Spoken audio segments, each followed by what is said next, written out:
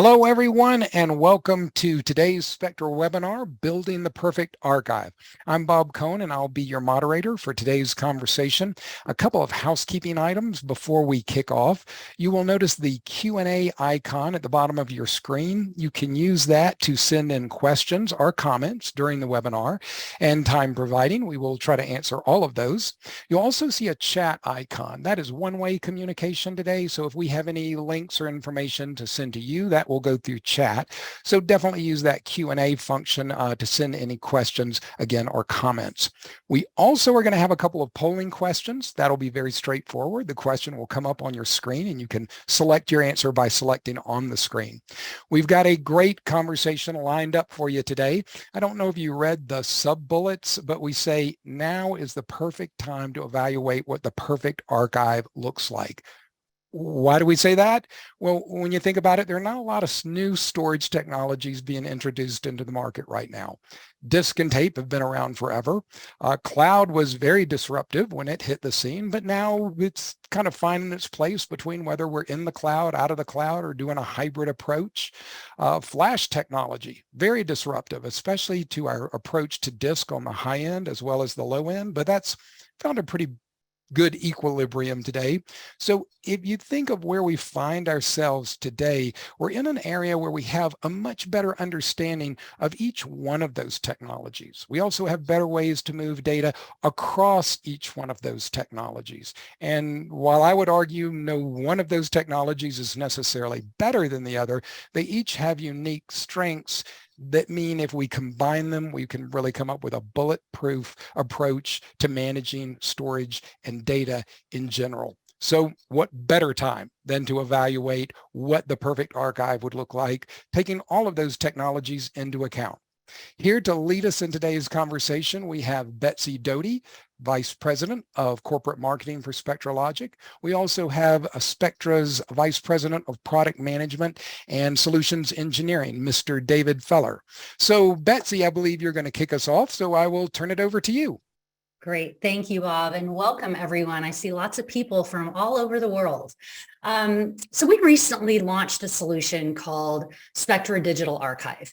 And to set the stage for why Spectra is uniquely qualified to be your trusted advisor on the topic of archive, I'd like to go through a little bit on our history and how our solution set got where we are today. So to start, we have been around a long time, over 40 years. Our history is centered in helping organizations manage, store, and archive their data. But it's not just our customers. In fact, we are seen as a leader in the industry. We co-founded the Active Archive Alliance over a decade ago with a number of other vendors who also provide archive solutions as a means to educate the industry on the benefits, the best practices, and the best ways to implement archives. And this organization is still going strong with over 20 members, and we still take an active role in leading this archive industry organization. Spectra also has customers and partners all over the world, and we are known for being innovative in our approach to address market needs. So if you look at the history of Spectra and how we got where we are, you really have to start with storage. We're known as a storage company, and likely a lot of you here on the call today know us as a tape storage company. But we've really transformed over the past decade, and it started with the launch of Black Pearl, which was originally designed to be a gateway to tape to make it easier to use in the data center. It truly made tape available as an object store. Black Pearl has expanded to have NAS and S3 and has evolved into this complete hybrid storage platform. Along with that, about 4 years ago, we launched a product called StoreCycle, and that was our first software-only product. It was also built to make secondary storage, that disk and tape, easier to use in the data center and help organizations better manage their data and storage lifecycle in a cost-effective way. It also gave organizations a bridge to the cloud because we allowed for you to send a copy of data to the cloud, which made it a true hybrid cloud solution. Then came Veil, which not only allows singular visibility into on-prem and cloud data and services, but it allows for multiple clouds. This transformation into an organization that provides data management and storage solutions for a hybrid cloud world addresses the needs of organizations in many verticals. So our customers are some of the largest data users in the world. Likely you recognize many of these, and they rely on Spectra logic to help them store and protect their data at scale. So let's talk about what we mean by data at scale. The first stat here talks about that exponential data growth. Organizations saw data increase 42% over the last 2 years. But the second stat is really telling to me that 97% of that data goes unused.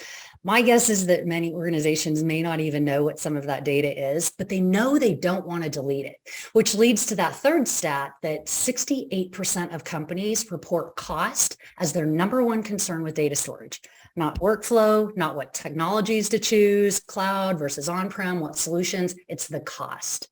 So I'm going to stop here because we'd like to hear from you, and I'm sure everyone else on the call would like to hear what their peers are doing. So we've got a poll, and Bob, I think you're going to pop that up for us. Yep, this is where the fun stuff starts. Let's see if I can get that launched here.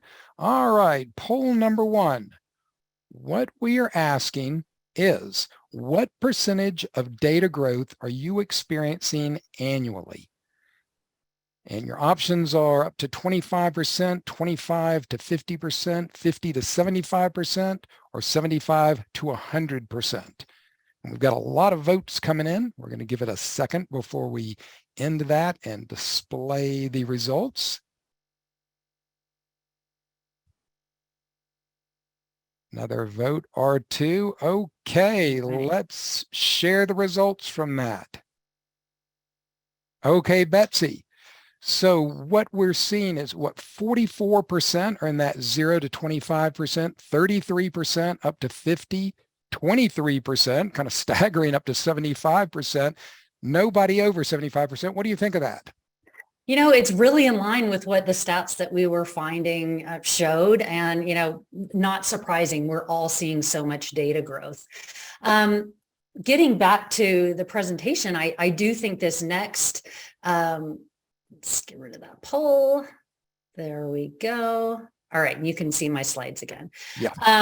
There are a couple other stats that we're seeing that really set the stage for what David is going to be talking about, particularly the 12 tenets of a modern archive strategy.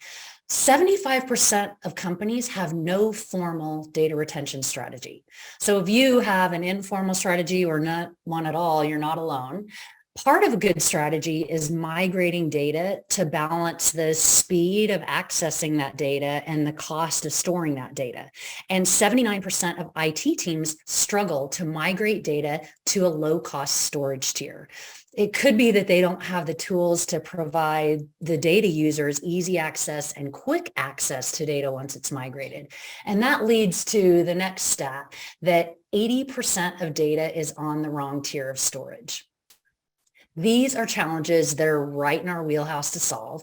So Spectra Digital Archive is a hardware and software solution for cost-effective long-term digital preservation. To date, and this is interesting and kind of why we launched this solution as we did, StoreCycle installations have been in the trio of StoreCycle software and Black Pearl and tape hardware configurations. So our customers and our partners are inherently putting this solution together to address their digital archive needs. And it's become apparent that it is a unique offering from Spectra that allows customers to address terabytes up to tens of petabytes in an economical way. So as I'm passing this off to David, I do want to note he has been instrumental in driving this innovation. He's also on the cutting edge of our multi-cloud object storage solution, and his team is instrumental in designing and implementing these solutions in the field. So you're in good hands to hear some best practices, technical details, use cases, and even a few real-world customer examples of how this solution has been deployed. Thank you, Betsy. So as Betsy said, I run two roles at Spectra, of course, the product guy. But really interesting for things like this is that I also have professional services. So all the system experts, the solutions architects that are out in the field talking to all of you are part of the same organization that drives product. And that lets us do things like the Spectra Digital Archive solution, where we say, hey, it's not just about a product. It's about how do we solve customer problems, and how do we wrap our arms around these customer problems and figure out, how do we use the tools that we have to best meet your particular needs. So let's run through a little bit. We're not going to go into great detail on technology today. We're really going to talk about what problems are we solving, and at the end, I'll very quickly show you, the title screen, if you will, of the software itself, and make you a very specific offer that we want to come see you and do a personalized demo and show you how this can meet your needs. But as Betsy said, we've got a really rich history in storage as Spectra. So we've earned our stripes in understanding how to provide the most cost-effective and well-protected storage that's available out there. And if you hear the word Spectra out in the wild, frequently one of the first things people think about when they hear the words, the name Spectra is our tape library solutions. And we've been doing it for literally decades. But what's not everywhere, and not as well known everywhere, is the fact that we've got a very well-defined and very capable NAS system. We've got S3 on-prem storage systems. We actually have some systems that were really customized for the media and entertainment market, that are the backbone of, frankly, most of the TV and audio and whatever that you listen to and watch on a daily basis. You'll see our products out there all over the place. You saw a lot of the customers that Betsy introduced you to. But what we're really here to talk about today is a combination of the software products that lay on top that really make this a solution and not just a point product. In particular, StoreCycle, which really is our digital archive engine. It's the piece of software that brings it all together and says, hey, I can actually provide you the underlying storage, the ability to manage that storage, and a really rich user interface that makes it easy to use for the end customer. And it's that combination of products that makes this really so valuable. So let's look at StoreCycle in particular and how it fits in the ecosystem. And I would ask all of you, and I think there's 100 or more of you online. Everybody's from a different industry, and everybody's got different concerns. You might be, general IT, managing people like us, marketing or engineering, and the work product that we create on a daily basis. You might be in research, dealing with, genomics or healthcare. You might be in media and entertainment, or collecting videos. It doesn't really matter. We're all really talking about the same thing. We all have data that has value that needs to be protected. We need to do it very cost effectively, and we need it to be readily accessible. It's really that simple. Those combination of things is exactly what we're addressing with our product set. So StoreCycle, just by way of definition, is a standalone software product that has the ability to look into all those different types of storage and meet all of those high-level requirements that Betsy started out with. Is it on the right tier of storage? Is it addressable and findable? Do you have the right metadata associated with it? Can an end user get to it? And the way that we design the product is, although we're talking about an entire solution, it's not required that you buy Spectra storage as part of it. StoreCycle on its own is a software package that will work with pretty much any kind of storage and any cloud. But when you look at it in the context of the Spectra Digital Archive, and we bring our entire solution set to bear, we can do some really interesting things for you. So let's look a little bit behind the covers at some of the technology. This is the one place. Let's dive in just one level deeper and talk about the functionality. What is it we're trying to accomplish? And quite frankly, does that match up with the need that you have as an organization? So many different modes and different ways that you might think about a digital archive. Certainly, if you're in the research business or maybe a university, project archives are very common. I might have a researcher that's been doing work for 4 years, and now they've gone off and they're doing on some other project, and I need to basically take all of the work that researcher has done, and we're certainly not going to delete it. is very valuable, and that's the concept of data preservation over time. I'm going to package it up. I'm going to attach the right kind of metadata tags to it and make it findable. The key is the value of that data over time. You might be somebody that does things based on a yearly routine. Maybe you're a Formula One team that I really care about this year and last year. I don't really care about 3 years ago. That data is not really relevant anymore. So I can package up 2019, put the right tags on it, and get it off. I may need access to it periodically, but I don't need it all on my primary storage. Same thing applies to an active archive kind of solution. I might need ready access to that data. I might need that archive to be transparent so the end user doesn't really know or care that it was actually archived. The system can do that as well. So just tiering it off and making it transparent to the end user.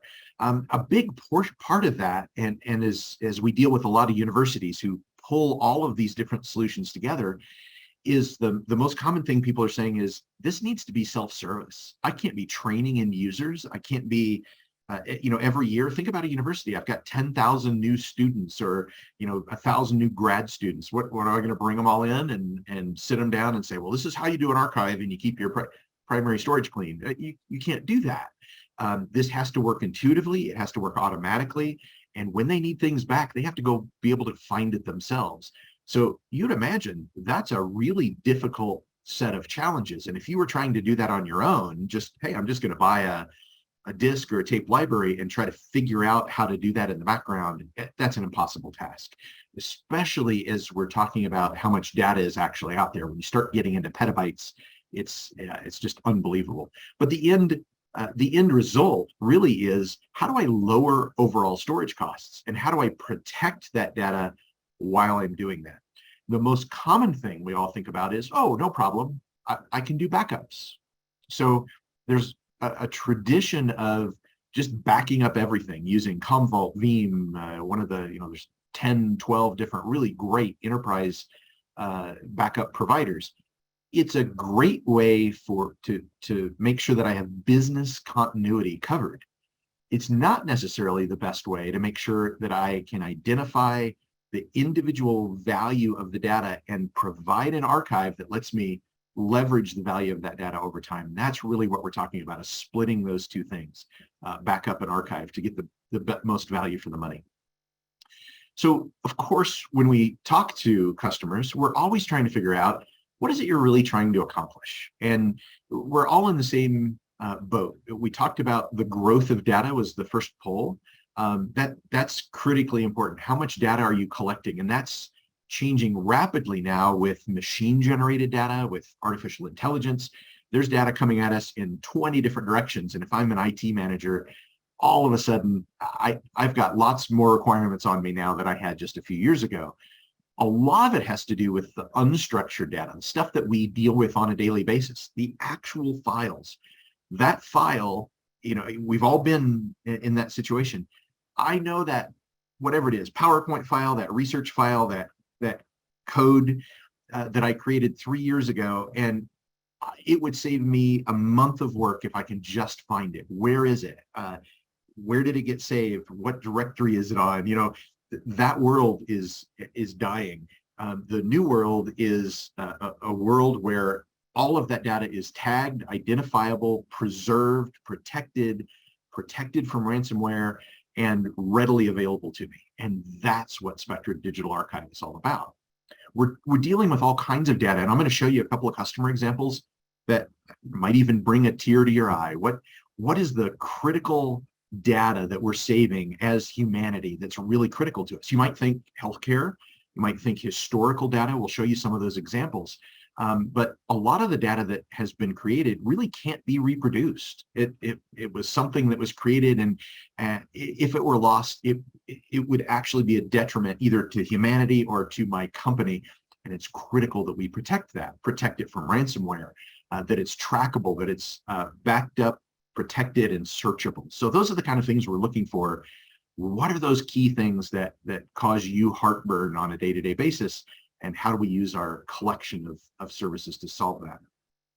I'm not going to read all these to you, but over the years, we've developed essentially a baseline of what we believe is really critically important from a package, from a solution that meets customer needs. And there's lots of different aspects to it. Some people are more concerned with cost. Some are more concerned with, actual data protection from ransomware, protection from loss, accidental erasure. Some people are really concerned with flexibility and the ability to change over time. I might want on-prem storage now. I might want to go to cloud later. I might want to change clouds later. How do I put a solution together that really accomplishes all of that? Now, of course, a software solution like StoreCycle meets the individual needs, but it's when we wrap that with, quite frankly, the experience that we have is, from Spectra, dealing with this over decades and saying, well, let me tell you about 30 other customers that are exactly like you. What problem did they have? How did we solve those problems? What are the other things you should be thinking about? This is when we're getting into the value of the digital archive solution from Spectra. It's a combination of professional services, software, hardware, and a really amazing support organization that they are there for you. And if you ask around, that's probably the one thing people will tell you about Spectra is they don't let me down. That support group, if I have any trouble at all, they come and solve my problem. So let's ask the second poll, Bob. Great. Here we go. All right. We are going to, bear with me just a second. We're going to launch the second poll. Here we go. All right. So the question is, do you have a well-articulated archive strategy in place in addition to your traditional backup? So as David was just explaining, that difference between a backup and an archive.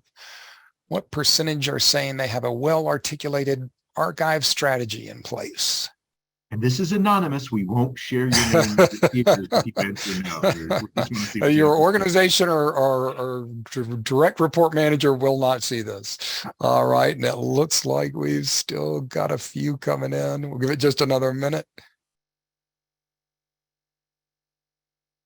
Okay. Oh, one last one came in. All right. We're gonna end that. Here we go and share the results.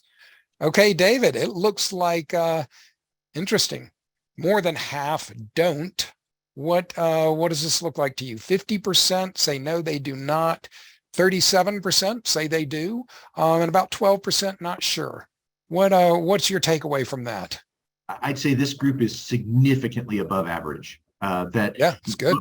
That most of the time, what we see is one of a few things. That data is around, and if I had to go find it, I could probably dig and find it. And all you're doing is it's the procrastination.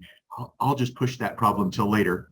I'll deal with it later when somebody asks for it. Or I know it's backed up, and I'll be able to find it if it's really critical. Oh my goodness, we've been in so many situations where I know the data was on this server and it was backed up, and then somebody erased it. I'm going to have to go 2 years back to, not just the full, but the incremental from January of 2020 and figure out where I find my data. So the fact that a lot of you are really thinking about archive in a distinct way is huge. And I think this is an enlightened group.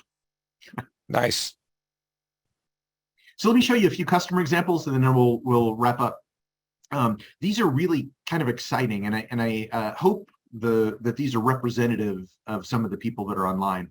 We're going to look at healthcare and human heritage and research here. So the Korean Institute for Basic Science, KIBS, is one of those core research agencies that has a lot of really interesting terminology, machine-generated data. In their particular case, they've got these really powerful scanning electron microscopes, and I'm actually not 100% sure exactly what their research area is for those, but they keep adding more. And each one that they add is generating about 2 terabytes a day of just raw data.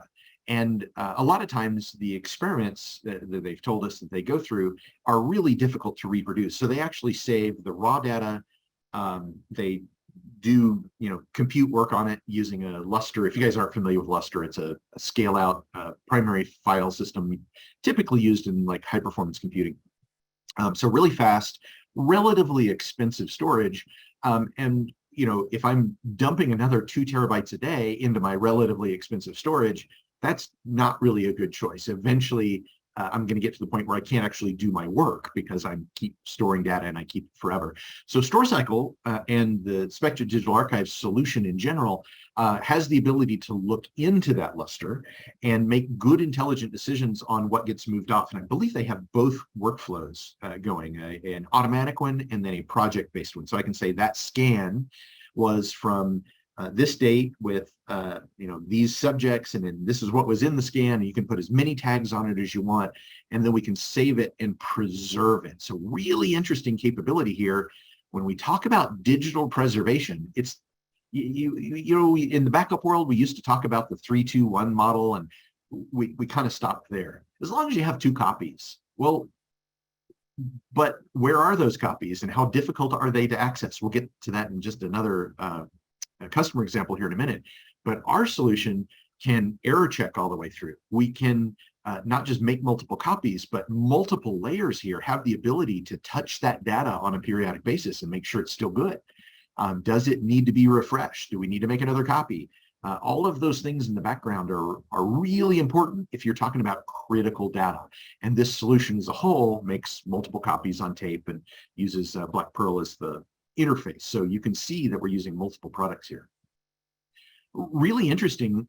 If you haven't been to the Imperial War Museums in England, there's, I think they have 5 sites, Duxford, close to Cambridge. There's one in central London, one in Manchester, a few other places. They really are the keeper of the cultural heritage around the first couple of world wars, in particular in the history of England's participation in that, the UK's participation in that. In fact, they've put together, along with Peter Jackson, some really amazing movies where they're scanning in old video film from World War I, and a lot of times you only get one shot at digitizing that before it, self-destructs or is not as usable. So all of this is stored on Spectra equipment. We use a combination of StoreCycle, Black Pearl, multiple tape libraries. This one we went to the extreme. Not only are there multiple copies, there's multiple copies, multiple tape libraries, multiple locations, there's multiple disk copies. They back it up as well. This is the kind of data that if it's lost, it's gone forever. It literally is the history of who we are as a planet today, and that's the kind of thing that can't be lost. Spectra Digital Archive is in the middle of how do we preserve that data, make it usable, make it findable, and amazing. We all love to go to museums, but Peter Jackson and his crew contracted with them to use that data, make it valuable, monetize that data in a way that both shared the story and because it was accessible, made it something that IWM could make some money off of as well. So really important to think about digital archive as not just an ethereal thing. It's monetizing the value of that long-term archive.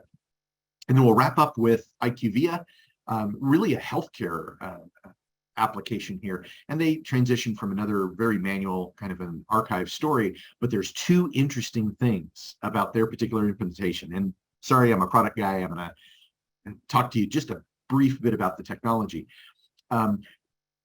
This particular organization had both worlds of files, the Linux/NFS world and the Windows/CIFS, normal file storage world, and they had to deal with both of them. And those 2 worlds both say they'll handle the other's world just fine. And as we kind of all know in the technical space, yeah, it kind of works, but we have an implementation that specifically addresses that. So we've got an implementation for both that work very, very well together.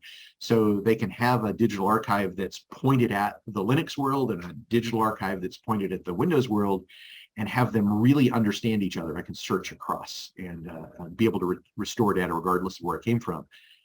Plus, They have 2 different sites on 2 different continents. I think they have more than that, but this particular implementation is 2 different continents that cross-replicate and have the ability to restore from either system. So we're really talking about a global digital archive with really amazing access to both groups that works across multiple types of technology. So those are the kind of things, and I can give you 100 examples of how we can use the tools that we have to solve those really difficult problems.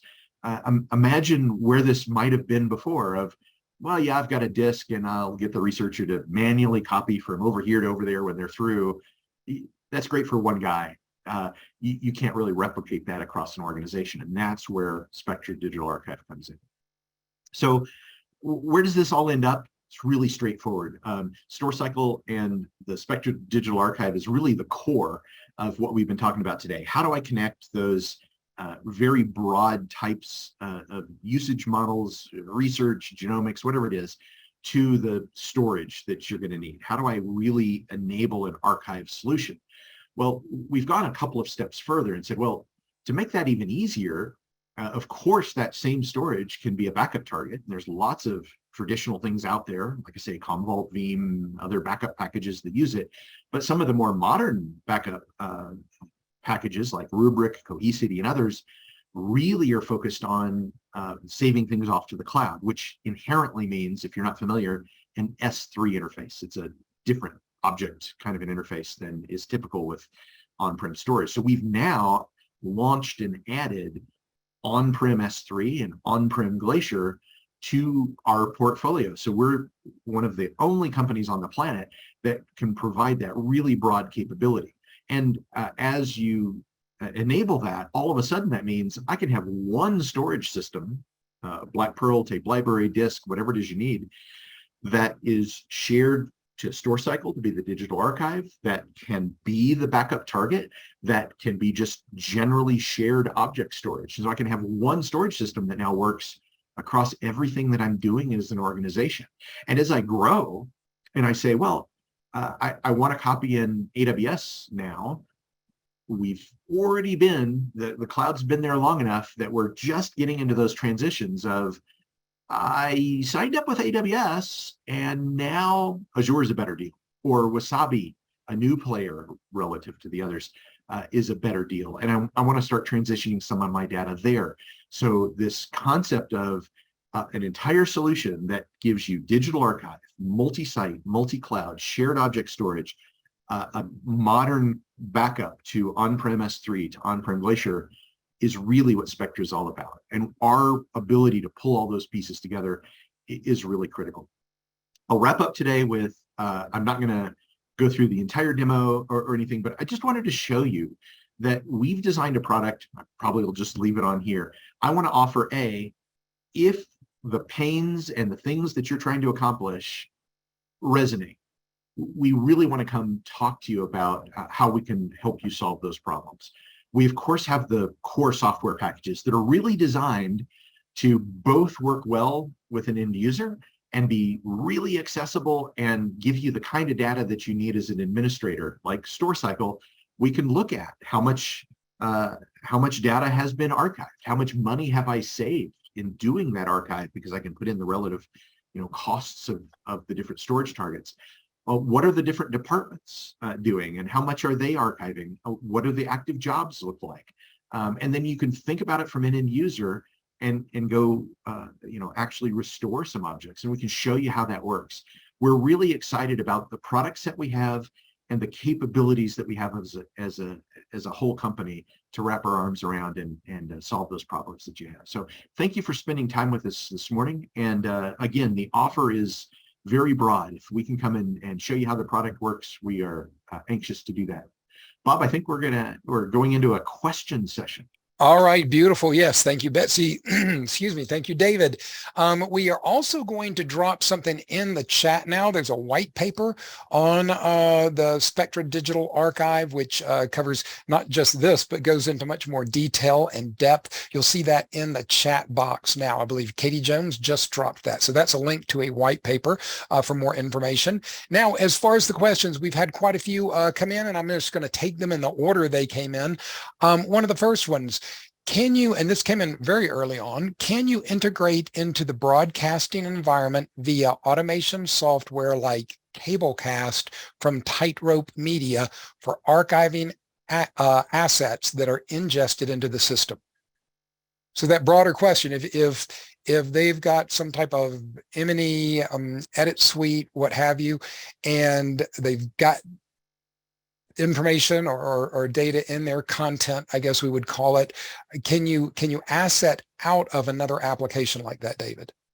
Absolutely. And I wish I was fast enough on my feet to bring up other diagrams, but in media and entertainment in particular, we have two different products that are designed to handle this group of information. So there's, in media and entertainment, when you think of structured data, that's usually data that's handled by a MAM, a media access manager or a production asset manager, whether it's an Avid or a video editor, an Adobe, something like that. We've got direct integrations with most of those through a product we call Rio, that's a data mover specifically designed for that. And then StoreCycle can share the same storage targets, but take care of all of that unstructured data. In the media entertainment world, you've got of course, I'm doing video editing and rendering and all the SGI stuff that you do that's taken care of through that Rio system. And I'm not sure if we have a direct integration with Cablecast or not, but it's a crazy simple interface, and we're already integrated with most of the major systems out there. I'll have to go research that one. But we all also have data that's, if you think about like the major baseball teams is a good example. They store all of their scoreboard data. Well, that's not something that they're managing with a normal asset manager. It's separate. So we use StoreCycle on top of it to take care of all of that other data. But yeah, direct integrations with most of the MAMs. We do partial file recovery. We do automatic job search and metadata tagging on that side, have watch folder capability. And then on the unstructured data, we use StoreCycle to partner with it. Okay, great. We got a lot of questions coming in, so keep them coming in. We'll try to get through all of them. A real quickie was what is the source of the statistics? What is the source of the statistic data? 97% of data is never used again. That came on early on, and I actually had a chance to go over to our content archive and look that up. That actually came from Gartner Group, who notes specifically nearly 97% of data sits unused by organizations. Now, the question came in as never used again. I'm not sure if Gartner is considering unused data, that it would never ever be touched again, or maybe if it's only touched every few years or once 5 years later, is that unused? But making the point that once data goes cold, it really falls out of that active tier of data. So why manage it as an active piece of content or information? Okay, next question. Does StoreCycle have the ability to move the data, files or objects, instead of leaving a stub pointer to archive destination? How do you want to unpack that one, David? Yeah, absolutely. So there's actually multiple ways that we can set up. You can just make a copy of data. It may be that I'm just protecting it. I can physically move the data and leave nothing behind. It's basically a watch folder kind of a concept, and we can do that with multiples of our products. We can move data off and leave a symbolic link behind. And so usually you use that if I'm moving some off to disk, and I leave a link behind so that instead of taking up 500 gigabytes, it takes up less than 1K on your primary storage.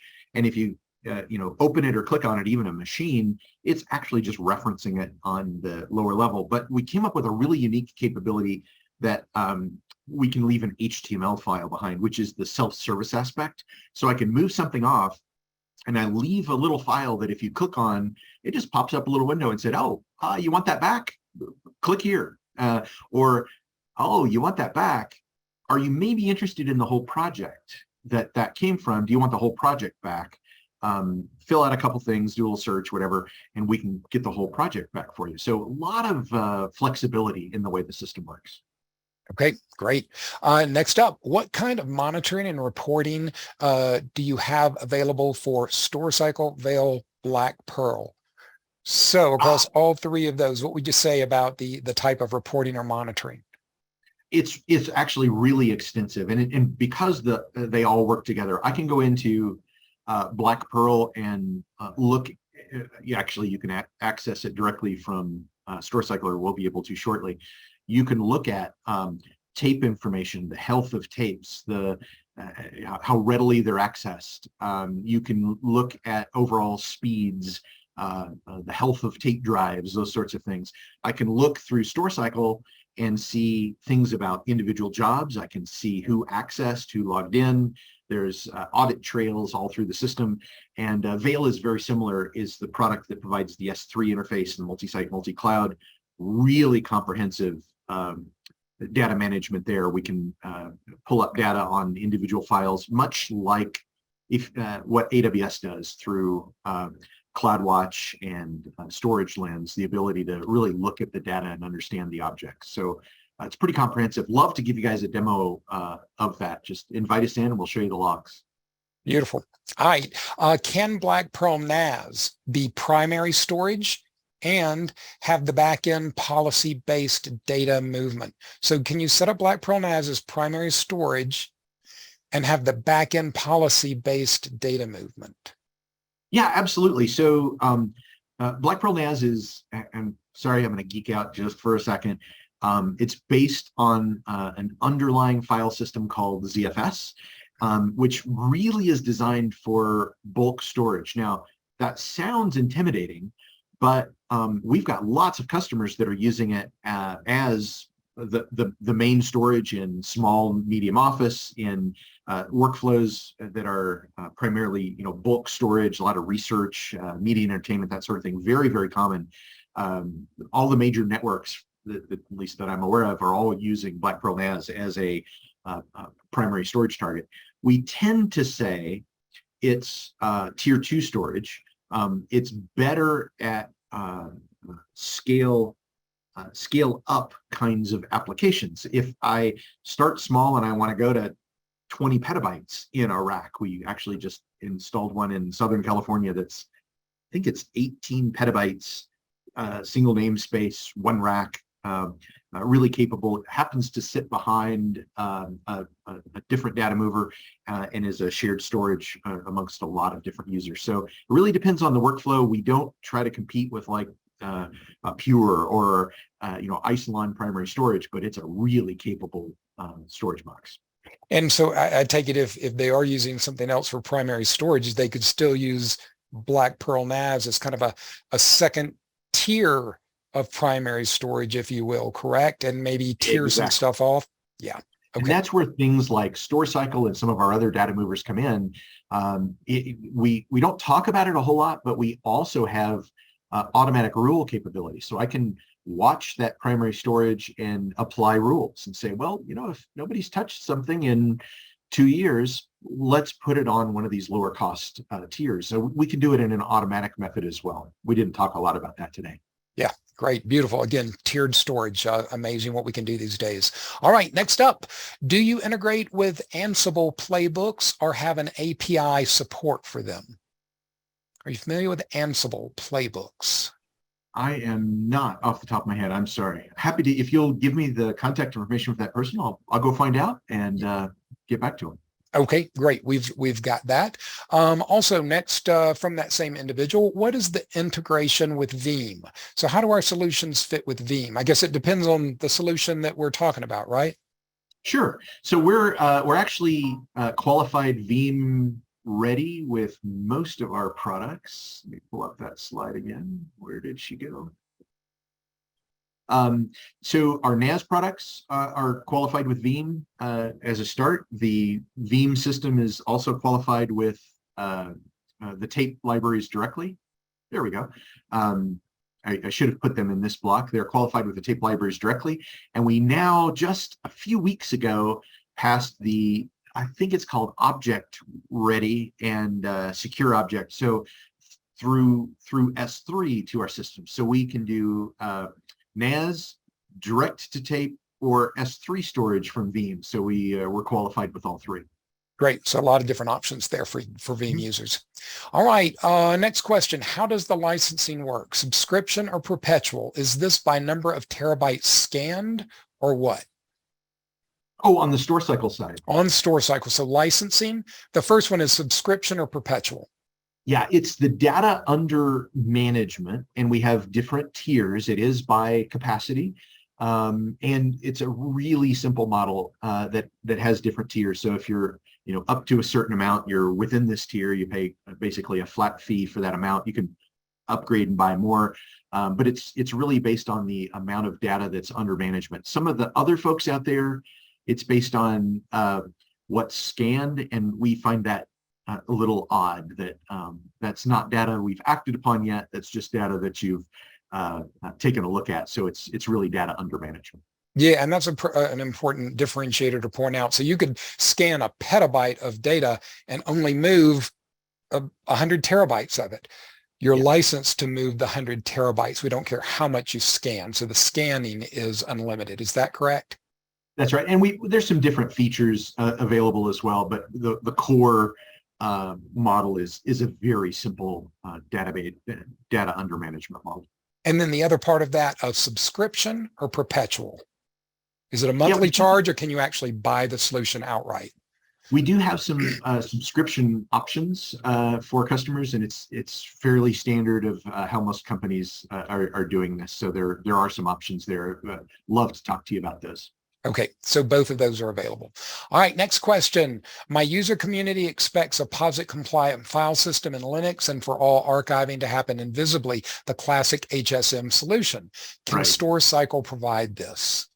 Yeah, if your target is ready access, if it's a disk that you're moving off to, we've kind of abandoned, as a lot of companies have, the older stubbing model where you keep a little bit of the file and you feed it and try to fool them, and gone to a much more simplistic. Everything's POSIX. We leave it on primary storage, either a symbolic link or the little HTML file that you click on it and say, I want that back, and it gets it back. The interesting thing, if you haven't thought about that, it is the cloud model. It's an on-prem version of the cloud model. If you're using AWS Glacier, for instance, that's how Glacier works. You have to say, oh, I want that thing back. Please get it back for me. And you come back and it's there in a very short period of time. Actually, with our systems, it's there very quickly. And sometimes with cloud systems, you got to wait a day before it comes back. But those are the two different models. So instant access for symbolic links, or ask for it back. And I'm going to jump ahead because that same person also asked, so you leave a symbolic link or an HTML link, but not the classic stub file. So it looks different to the user once it's been migrated. What does the user see? Well, the symbolic link looks identical, and they wouldn't, with the exception of the little, like if you're in Windows, it shows you the little like blue half 90-degree arrow on it that says this is a link now. That's the only difference that they would see if you use symbolic links. What we do for HTML is we actually take the full file name and we just append .html at the end of it. So it looks like your structure is still there. It just takes up a tiny amount of space compared to what it was. And then you can click on something and it takes you right through to a very simple window that asks you, what do you want to get back? So that's the ask for it back model. Gotcha. So if you're in a machine access kind of environment, you might want to go with symbolic links so that things that touch it can continue to just touch those objects. Yeah, and another big differentiator is having that other option, the HTML link, where, if it goes to cloud, your application is just going to time out. So much better to get an HTML file that says, here's where it is and why you're not getting it back. Do you want to, perform a restoration now? So if you guys are interested in that, call us up and we'll do a demo. It's really fascinating how that's laid out. It doesn't have to be on an individual file basis. You can say things like, hey, I've got this project that we're going to do next Monday. Let's bring that entire project back. I can search on the metadata tags. I can find what it is I want, bring the whole thing back, and then it's ready access with POSIX when the team gets in on Monday. So if you plan ahead, there's things that you can do there to make it work really well. All right. Next up, does Black Pearl NAS offer quota management? No, So not directly. I'm taking that to be high water, low water marks. Well, we do that, but you can't say this user. So what we can do is provision based on a volume a particular user. So that's the easy way to do it. It's a little more difficult to set up, but it's a standard NAS kind of a technique. I can say I've got this pool that's a petabyte, and that particular user, even though they're all sharing the same volume, I only want that user to have 100 terabytes of it. I can go in and artificially say they only have access to 100 terabytes, or all 100 users look like they have a petabyte because it's thinly provisioned. So standard NAS techniques there, but there's not an overlying management layer for the NAS product on top of that. Okay. Lots of products out there that do that on top of a standard NAS, so easy to implement. All right. Now we have 3 questions left. They're all from the same person. I'm going to kind of throw this out a little bit in order. First off, are the LTO7 tapes coming to end of life? It looks like they have a Spectra T380, I believe. They say the T300. I'm taking that to be our T380 tape library. If so, do we have to upgrade the T380 to handle the higher version of tapes to use Black Pearl? So LTO7, where's LTO7 that at? is still mainstream. Strong, yep. Great product, really good value for your money, and there's that upgraded version of LTO7 that gives you that nice little bump. If you buy an LTO8 drive, you can essentially, if it's a brand new tape, you can up format it to another 50% of the capacity. So it's actually a great deal. We have a lot of customers on LTO7. We actually still have a lot of customers on LTO6, and starting to do a lot of migrations from LTO5, and we've got some LTO5 and 6 in particular. We've got some tools that will help you with that migration. Really interesting, if you're in Black Pearl already, it's literally the push of a button. You buy the latest LTO9 drives, you push a button and say, I want all my data over there, and you go away. And when you come back, all your data is on LTO9. So it's a really low maintenance thing that you can do. So LTO9 is the latest. Huge advantage from a capacity standpoint, and there's no upgrade to most of our tape libraries beyond adding the tape drives themselves. So we try to make that process really simple.